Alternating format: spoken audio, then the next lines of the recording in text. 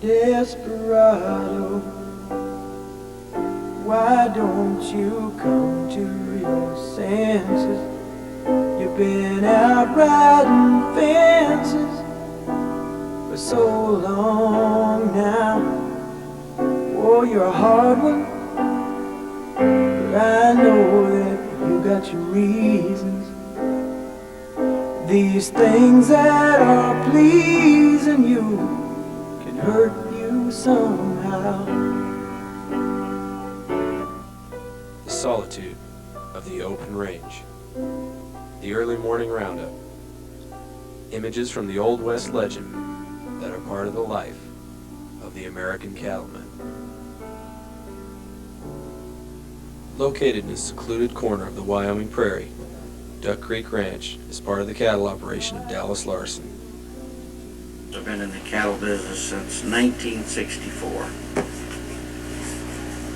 Feeding cattle practically during all that time. Duck Creek Ranch serves as a grazing place for yearlings and a wintering spot for cows that will calve in the spring. Every afternoon during the long cold months of the winter, giant bales of hay are taken out for the cows. The bales are unloaded and rolled out across the range like long trails of carpet, the cows' sustenance for the winter. In the spring, the calves graze with their mothers until it is time for them to go to the second part of the Larson livestock operation. 75 miles away, deep in the heart of Nebraska's panhandle cattle country, is the Larson Livestock Feedlot. As we enter the 90s, there's a very positive attitude in the cattle industry. We have good water resources, we have feed supplies, we have an abundance of real efficient, properly bred and developed livestock. The livestock industry, especially the cattle industry, is becoming more accepted. The quality of our American meat is by far the best that there is any place in the world. The way it's conducted, or the way it's produced, and the quality that's produced. We have a ready market worldwide. I don't think there's been a time that the cattle business hasn't been more favorably viewed by more people on the face of the earth than it is now. When the cattle enter the feedlot, they are treated to a diet of corn, corn silage, and alfalfa silage. These ingredients are loaded onto a truck and mixed to provide the cattle with a healthy and nutritious diet. It takes 6 hired hands to keep the place running. Gene Myers is one of 3 people who feed the cattle every day. Oh, it starts at 7 o'clock in the morning. We all get here and Roger reads the bunks, and then I get out the trucks and the loaders, start making some feed. He tells me what he needs on both trucks, so I go and put the protein on and put on the rest of the stuff, like hay lays and dry hay and corn silage and corn and tailings, and makes it pretty good, and then it's all ready for him by the time he gets done reading the bunks. So there's some processing to do. We'll get the feeding done and get on the processing, or I'll go do it and leave Dean and Roger to all the feeding, and we'll get all the processing done and do all the doctoring. Basically, that's about it. Even though the operation runs smoothly and the industry is in good shape now, there are still risks. Market prices, the weather, and the media all affect the cattle business. We have to follow our instincts, and in a way, I'm sure we classify as major gamblers.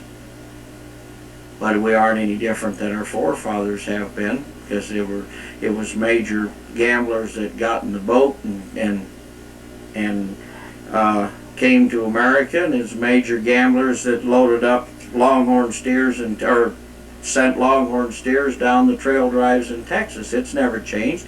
It's a major gambler that takes a $80,000 tractor in Illinois or eastern United States and goes out and plants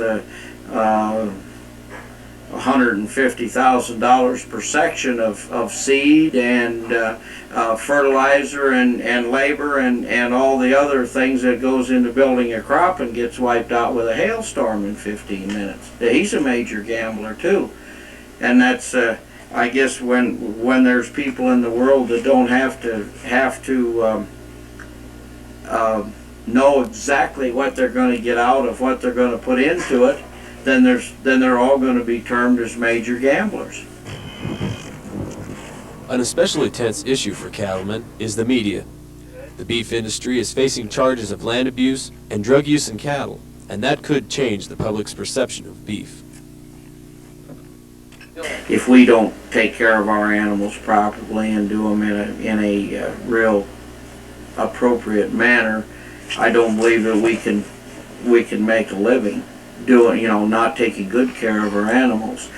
We use some items in our production, both antibiotics and growth stimulants or hormones that are totally scrutinized in a very close manner with the Food and Drug Administration, and we have complete clearance for the usage of them, and some of the international conversation about those are strictly related to trade motives rather than they actually are to the wholesomeness of the product. My heroes have always been cowboys, and they still are, it seems, sadly in search of. But out on the range, it's easy to forget about the problems of life. When you've got your health and your family, you can't complain. Sadly in search of, and one step in back of themselves and their slow moving dreams.